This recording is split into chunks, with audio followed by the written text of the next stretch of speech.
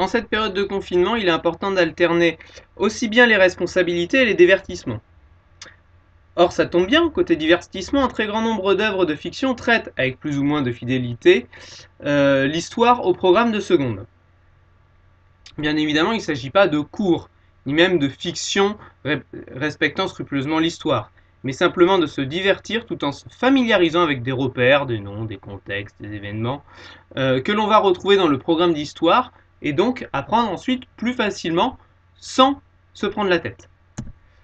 Si on commence justement avec le programme sur l'Antiquité, et plus spécialement avec un manga historique. Le manga History sur Eumène de Caridas à partir de la biographie qu'il nous a laissée de lui-même.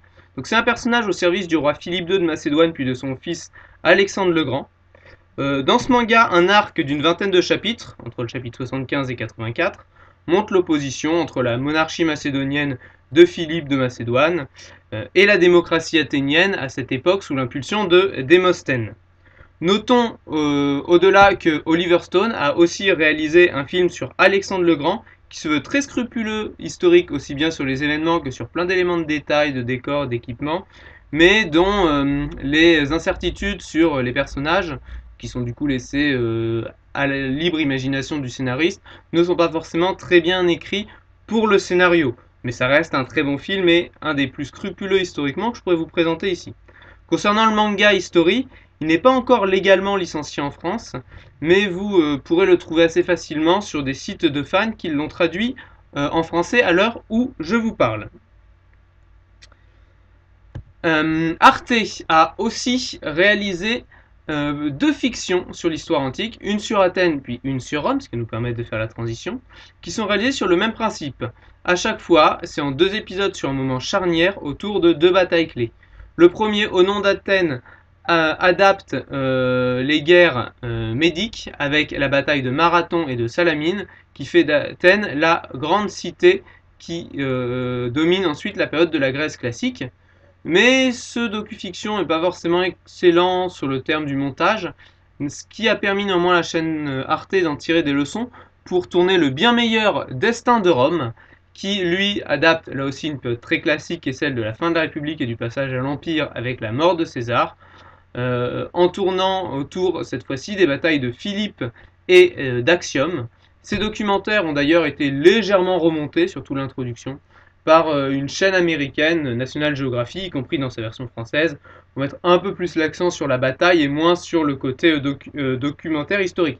Mais il s'agit ici de fiction au moins autant que de documentaires. Donc ce ne sont pas des documentaires, ce sont plus des films remettant en scène de façon le plus exacte possible, avec quelques commentaires tout de même, des événements historiques, que vous pourrez donc assez facilement retrouver dans la version remontée par National Geographic.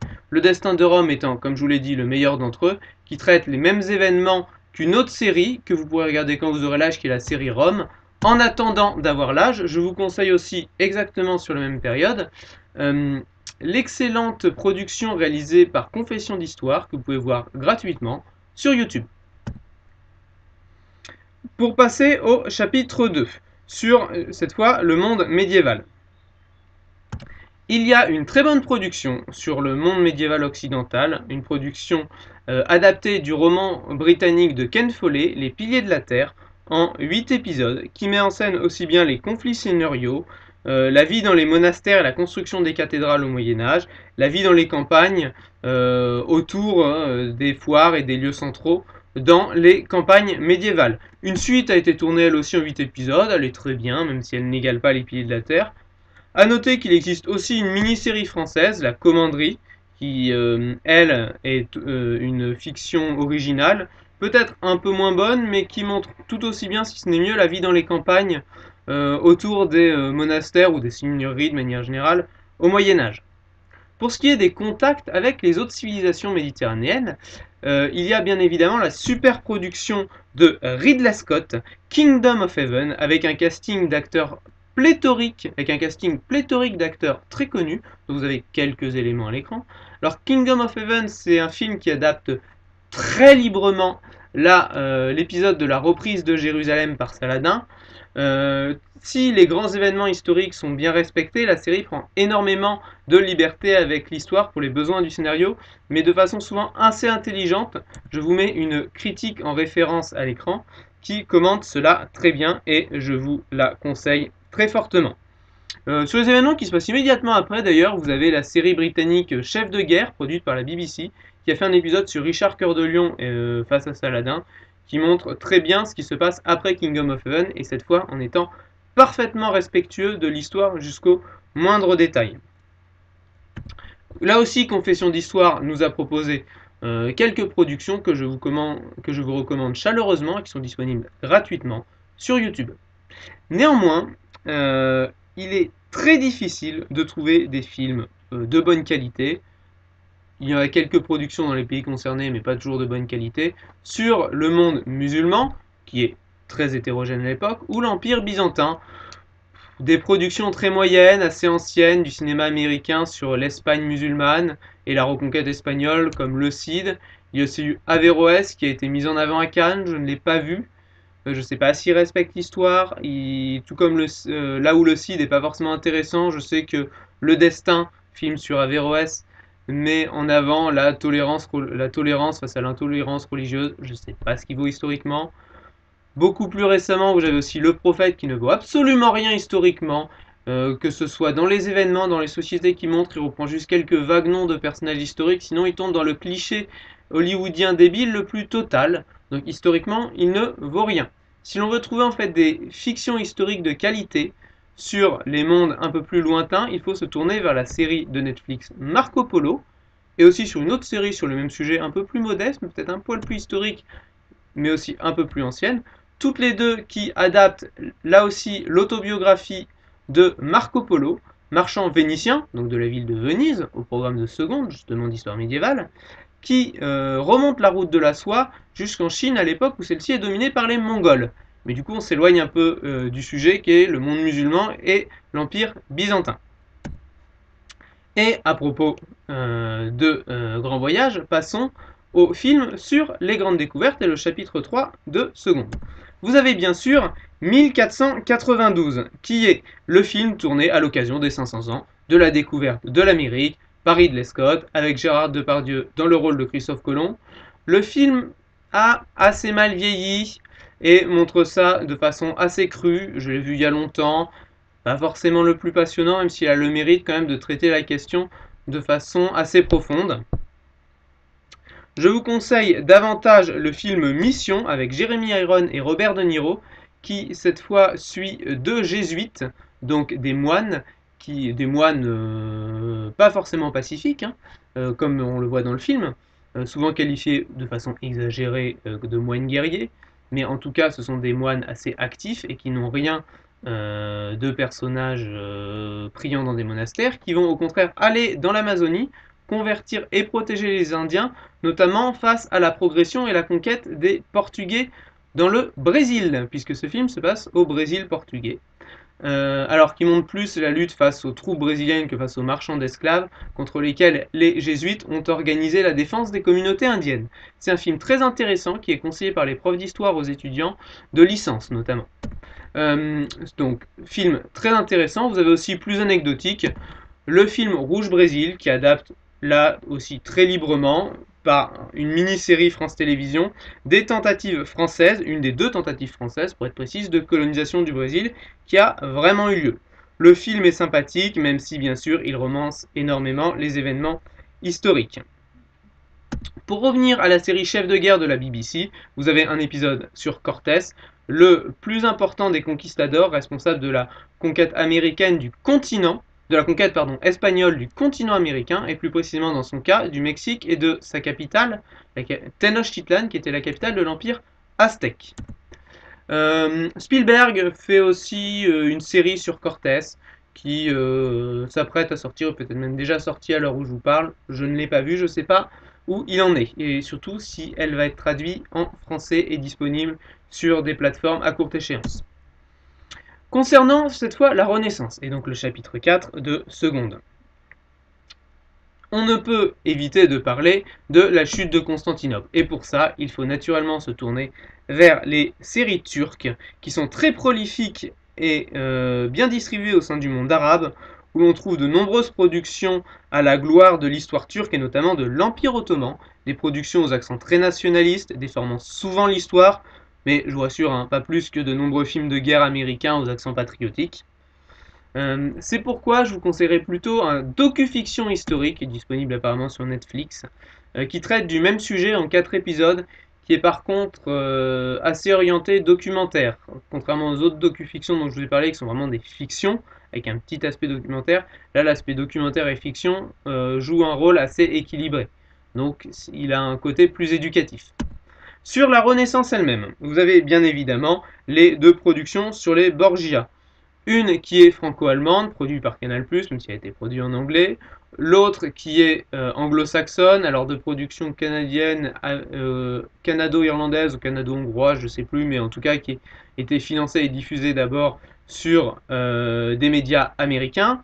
Les deux se complètent, les deux ont des défauts. Je vous conseille aussi de le regarder en présence d'un adulte pour certaines scènes qu'il faudra peut-être couper. Je dirais que leurs défauts et leurs qualités se complètent. Je vous laisse vous faire votre avis.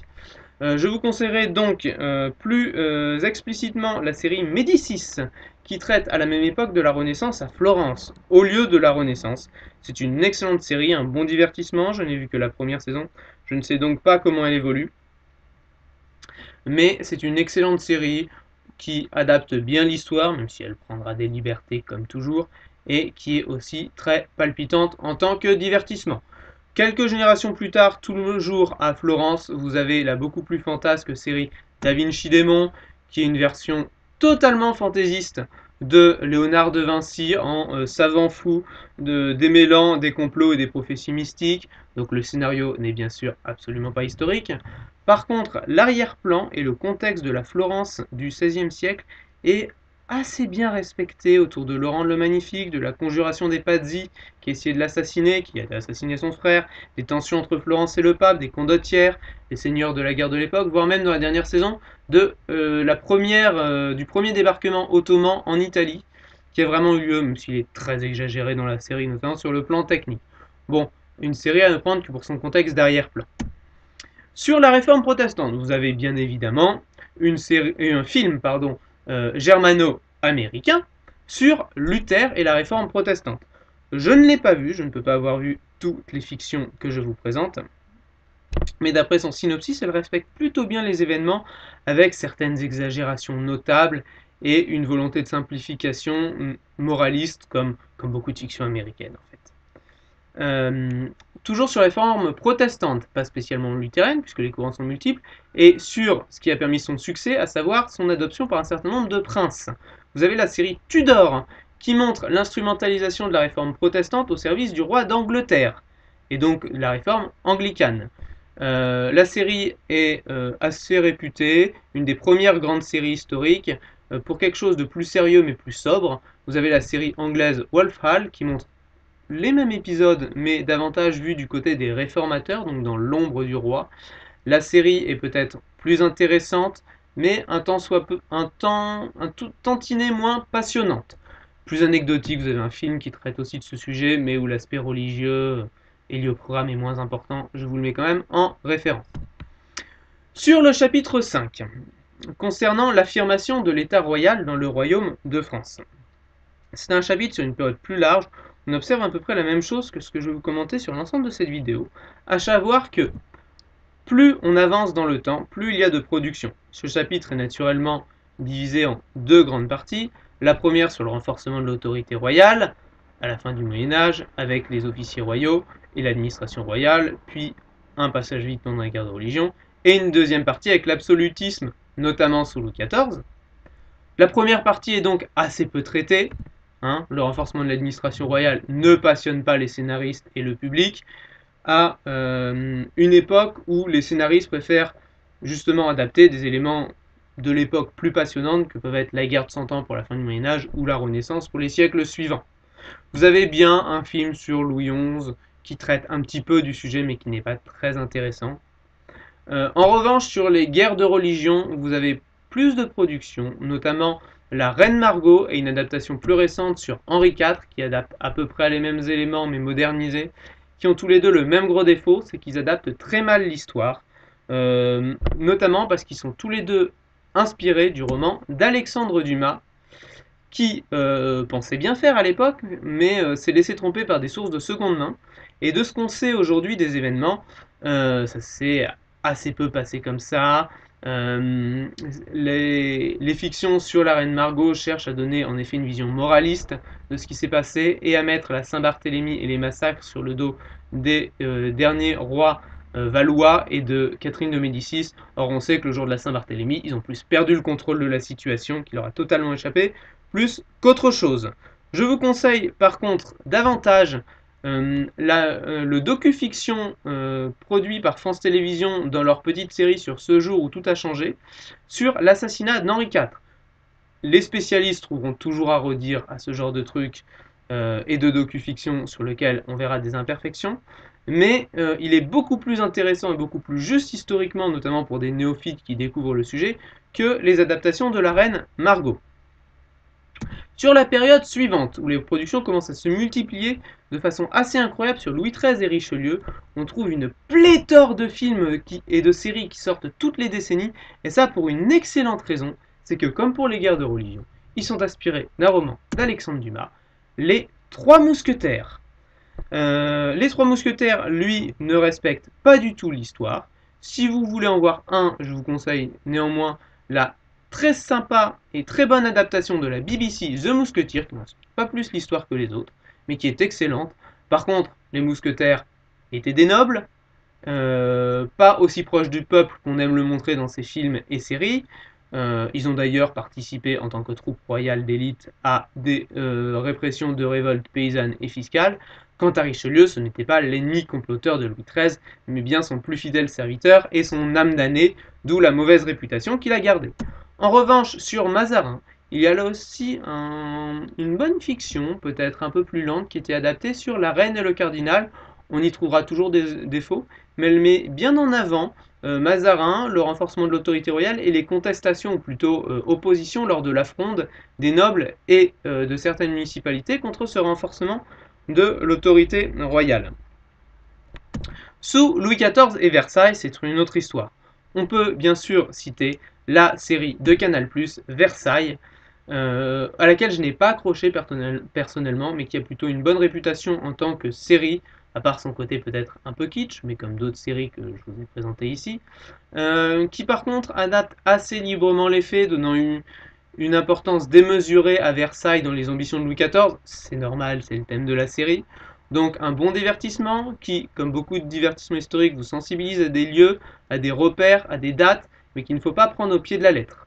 Pour ça, il y a plein d'autres séries, surtout films, qui traitent de la cour de Louis XIV, Louis XV, Louis XVI, mais je vais en parler un peu plus tard parce qu'elles abordent des thèmes transversaux au chapitre suivant de la classe de seconde. C'est pourquoi je passe à Colbert, sur lequel il n'y a, en tout cas je n'ai pas trouvé de production. Par contre, il y a des choses intéressantes sur les compagnies commerciales qui créent. Ces compagnies qui sont chargées par le roi, donc par Colbert dans le cas français, sur le modèle de ce qu'avaient fait les Anglais et les Hollandais, de la conquête et de l'administration des premiers territoires coloniaux en échange du monopole du commerce dans ces régions. Et vous avez la série Rani qui traite le cas des implantations françaises en Inde sous l'égide de la Compagnie française des Indes orientales et de la perte de ces territoires et de cette influence en Inde face aux compagnies et à la monarchie britannique lors de la guerre de succession d'Autriche et de la guerre de 7 ans sous Louis XV. Très bonne petite série de France Télévisions, où là aussi elle possède ses défauts, mais qui montre bien les premières colonisations françaises en Inde face aux Anglais, perdues lors de la guerre de 7 ans, ce qui nous amène sur une autre série qui traite cette fois côté anglais, une autre compagnie, en Amérique, et plus précisément la série Frontières, qui est beaucoup plus violente que la série précédente, et qui traite la compagnie de la baie d'Hudson. Alors, elle est moins respectueuse de l'histoire que beaucoup de productions que je vous ai montrées, mais elle a deux avantages. Déjà, elle traite quelque chose de moins connu, qui est la colonisation du Canada, et notamment dans le Grand Nord, avec la compagnie de la baie d'Hudson, qui existe encore aujourd'hui, ce qui en fait la plus vieille entreprise encore en activité, si je ne m'abuse. Qui est donc une compagnie qui gérait le nord du Canada au nom de la couronne britannique.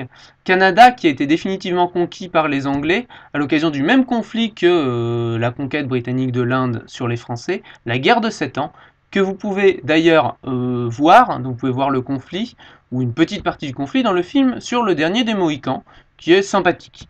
Quant à la série Frontières, elle est certes moins respectueuse de l'histoire, mais elle a l'avantage, contrairement à la série Rani, de bien plus montrer cet aspect contrôle du territoire par une compagnie privée et surtout contrôle et monopole sur le commerce. Et plus précisément, dans le cas de la compagnie de la baie d'Hudson, le commerce de fourrure qui ensuite fournit le marché de luxe de l'aristocratie puis de la bourgeoisie européenne. Donc marché très rentable. Je reviens justement à ce que je disais sous Louis XIV, avec la multitude de fictions qui traitent de la cour sous Louis XIV, surtout sous Louis XV ou Louis XVI, puisqu'elles vont traiter des thèmes transversaux, aussi bien à la diffusion du modèle britannique en France, à la diffusion des Lumières dans la haute société, notamment dans les salons, mais aussi aux mutations et aux tensions dans la société d'ordre au XVIIIe siècle.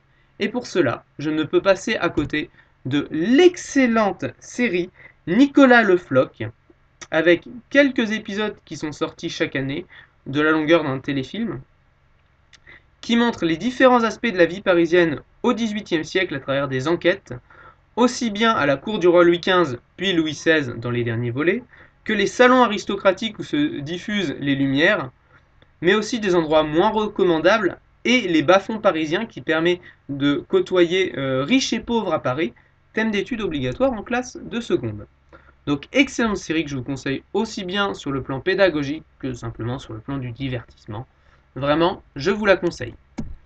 Vous avez aussi un film français sur Madame de Pompadour, la principale maîtresse de Louis XV, qui montre notamment son soutien à l'encyclopédie et à sa publication, un temps interdit par Louis XV, qui fut un des principaux vecteurs de diffusion des connaissances et des Lumières, mais qui montre aussi le rôle des femmes dans la diffusion des idées des Lumières. Et à ce titre, autre film, Divine Émilie, autre film français, puisque les deux sont français, qui traite le cas d'Émilie du Châtelet, une mécène importante qui a notamment abrité Voltaire, et on voit ça comme étude de cas dans la diffusion du modèle britannique, donc qui ont ensemble contribué à la diffusion des Lumières, notamment eux qui ont traduit Newton en français. Enfin, vous avez un autre film qui a été mis en avant par le Festival de Cannes, Ridicule, qui montre un jeune aristocrate désargenté qui vient chercher auprès de Louis XVI des finances pour faire assécher les marais de la Dombe, dont les épidémies, notamment via les moustiques, déciment, tuent si vous préférez, les paysans de sa région. Et pour ça, il se trouve obligé de se plier au jeu des courbettes et des compliments entre aristocrates pour se faire une place à la cour de Louis XVI. Et c'est assez éloquent de la fracture sociale, mais aussi du fonctionnement de la cour à Louis XVI. Et ce film est assez divertissant, même s'il manque d'action après certaines séries relativement violentes que je vous ai présentées, mais n'en est pas pour autant ennuyeux. Il y a aussi un film sur la mort de Louis XIV. Je ne l'ai pas vu. Il a l'air d'être très artistique, donc je ne peux ni vous le conseiller, ni vous le déconseiller. Je vous dis juste qu'il existe. Revenons justement sur les thèmes transversaux au dernier chapitre de la classe de seconde, car il y a aussi des thèmes plus précis dans chaque chapitre, qui sont propres à un chapitre, et notamment dans le chapitre 8, où on parle de la bourgeoisie marchande, dont une partie d'entre elles s'enrichit sur la traite transatlantique. Alors je n'ai pas à vous proposer de fiction sur la bourgeoisie marchande côtière, française, continentale, mais j'en ai sur l'installation des planteurs dans certaines îles coloniales françaises. Un premier, les mariés de l'île Bourbon, et un qui se passe au XVIIIe siècle, qui montre bien l'esclavage dans les îles françaises, et qui est la série Tropique Amer, et une très bonne série, qui montre l'esclavage et le quotidien des planteurs de canne à sucre à la fin du XVIIIe siècle dans les îles coloniales françaises. Je vous la conseille. Pour ce qui est de l'influence du modèle britannique, il y a bien sûr pléthore de productions patriotiques américaines sur la Révolution américaine, mais je vous conseillerais bien davantage l'excellente série Turn, qui est un bijou d'écriture et de mise en scène. Elle est très intéressante, elle peut plaire à tout le monde, et vraiment, sur la Révolution américaine, je pense que c'est la référence. Par contre, sur le modèle britannique lui-même, et non sur son influence, il y a assez peu de productions, traduites en français en tout cas. Donc si vous envisagez la spécialité anglais et civilisation britannique en première, vous avez un très bon article que je vous remettrai dans la description et vous pouvez mettre arrêt sur image, qui parle justement de la façon dont les médias britanniques produisent des fictions qui sont toutes listées à l'écran sur les révolutions britanniques qui ont amené aux lois constitutionnelles que l'on étudie en seconde. Je vous les laisse à l'écran, elles sont toutes en VO et non traduites en français. Voilà. Donc là, c'est vraiment si vous voulez prendre la spécialité anglais. Si vous voulez des choses traduites en français, vous avez, je n'ai rien trouvé en tout cas sur la Glorieuse Révolution, mais vous avez 2 films traduits en français sur la première Révolution britannique, qui mène à l'habeas corpus.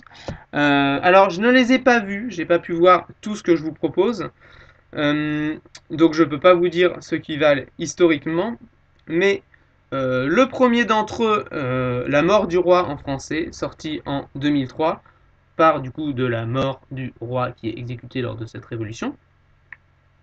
Et l'autre sur celui qui prend le pouvoir, Cromwell, qui est un film haut en couleur, comme savait le faire le cinéma des années 70, vantant les libertés et la démocratie, dans une époque où, je rappelle, de guerre froide. Donc un film à voir aussi dans son contexte de production, mais qui ont tous deux, même si je ne les ai pas vus et ne peux vous en faire la critique, l'avantage d'avoir été traduit en VF.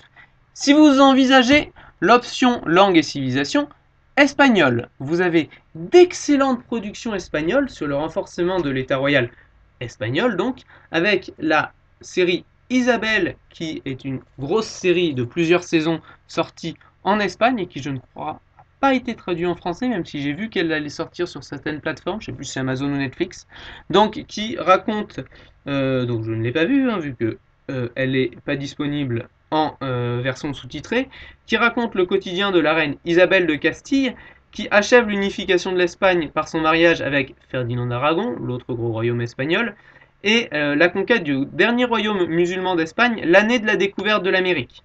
Très bonne série dont une suite a été tournée sur leur petit-fils, le célèbre empereur Charles Quint, un des plus grands souverains de l'histoire de l'Europe et le plus important du XVIe siècle, qui elle, pour le coup, je crois, à l'heure où je vous parle, n'a aucun projet de traduction ou d'adaptation, même sous-titré en français.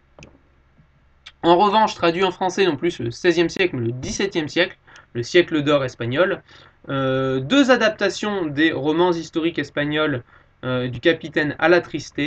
Je vous ai mis le tome 1 au centre de l'écran. Une série correcte qui est sortie, a été redécoupée en français sur Arte. Et un film avec Viggo Mortensen, le capitaine Alatriste. Je crois que le nom en français de la série c'est El Capitaine, tout simplement. Si vous vous intéressez à l'option allemand, la plupart des productions historiques germanophones de qualité sont traduites. Le film Luther est naturellement assez facile à trouver en version allemande, même si je crois qu'il a été tourné en anglais avec un certain nombre d'acteurs anglo-saxons. Vous avez aussi l'excellente série tchèque, mais rapidement traduite en anglais, Marie-Thérèse d'Autriche, qui est l'impératrice du coup d'Autriche, Marie-Thérèse de la dynastie de Habsbourg, donc une lointaine descendante de Charles Quint, qui a été forcément donc traduit en allemand et qui est facile à trouver en VF ou en version allemande sous-titrée sur Arte. Elle est d'ailleurs sortie en français à la télé sur Arte. Bon, bien sûr, pour ce qui est des nombreuses productions traduites par Arte, vous avez les très nombreux docu-fictions et documentaires historiques d'Arte qui sont d'une qualité assez médiocre, produits en grande quantité, de façon assez équivalente aux productions de certaines chaînes culturelles américaines de mauvaise qualité. Ils sont pas forcément nuls au niveau du contenu, mais franchement, ils sont pas très intéressants et palpitants à regarder. J'ai vu qu'il y avait aussi une production allemande sur Pizarro, l'autre gros conquistador espagnol après Cortés, faite par une des principales chaînes allemandes, qui apparemment a été traduite en anglais sur Amazon. Voilà, je ne l'ai pas vu, je ne sais pas ce qu'il vaut. Si vous vous intéressez à l'italien, alors il y a beaucoup de films produits par le cinéma italien qui a eu son heure de gloire dans les années 60 avec la Cinecittà, mais dans les films italiens historiques réputés, à voir en version originale sous-titrée, vous avez surtout des films qui traitent de problématiques plus récentes liées au XXe siècle, même si je ne doute pas qu'il est possible d'en trouver liés à des chapitres de seconde, notamment sur la Renaissance. Vous avez donc énormément de fiction historique, y compris, comme je vous le montre là, sur des thèmes qui ne sont pas au programme de seconde, et je ne vous en mets là à l'écran qu'un tout petit exemple. Il y en a beaucoup plus que je vous présente, d'excellente qualité, comme d'infâmes bouses. Faites donc bien attention, certains sont peut-être de bons divertissements, mais sur le plan historique, toutes n'ont pas la même valeur. Et d'ailleurs, comme je vous l'avais dit, plus on avance dans le temps, plus les productions sont nombreuses, et là encore, je ne mets à l'écran qu'un tout petit échantillon de ce qui existe sur les productions qui concernent des périodes plus récentes, la Seconde Guerre mondiale tenant le haut du pavé, et dans le lot, vous voyez quelques films américains et quelques films chinois qui vont souvent évoquer, avec des accents patriotiques, les moments glorieux de l'histoire des pays en question. Donc, quand vous prenez un film, tout comme un document, réfléchissez aussi des fois à son contexte de production, ça n'en fait pas un mauvais film, ça en fait juste un film à la gloire de certains pays. Il y a au moins 2 films chinois et 2-3 films américains concernés dans ce que je vous présente, et un film anglais d'ailleurs. Mais pour finir sur cette vidéo, on ne pourrait parler des productions culturelles au XXIe siècle sans parler du marché du jeu vidéo. Néanmoins, le marché du jeu vidéo n'est que rarement fidèle à l'histoire. Il y a donc assez peu de productions à conseiller d'un point de vue purement historique. Et cela pour une raison simple, c'est déjà pour une raison pratique, avoir un univers inventé ou modifié permet beaucoup plus de liberté dans le scénario, surtout que le joueur interagit beaucoup plus avec l'environnement dans un film, mais aussi que le spectateur accepte plus volontiers de s'immerger dans un univers qui est totalement inventé dans un jeu vidéo que dans un film qui fait qu'1h30 où on n'a pas le temps de prendre ses repères. Alors bien sûr, je vais donc vous présenter moins de jeux vidéo, parce que peu sont historiques, et ma blessure à la main ne me permettant pas d'y jouer, je vais surtout vous en parler de réputation. Le plus culte d'entre eux est Age of Empires 2. Récompensé à l'époque comme meilleur jeu de l'année 2000, sa date, il a pourtant très bien vieilli et reste un jeu de référence encore aujourd'hui. C'est un jeu culte. Il a d'ailleurs gardé une sérieuse réputation et a continué à voir sortir des extensions jusqu'en 2016 sur les différentes civilisations, parce que c'est comme ça qu'elles sont traitées dans le titre, même si ce terme est contestable, sur les différentes civilisations du monde.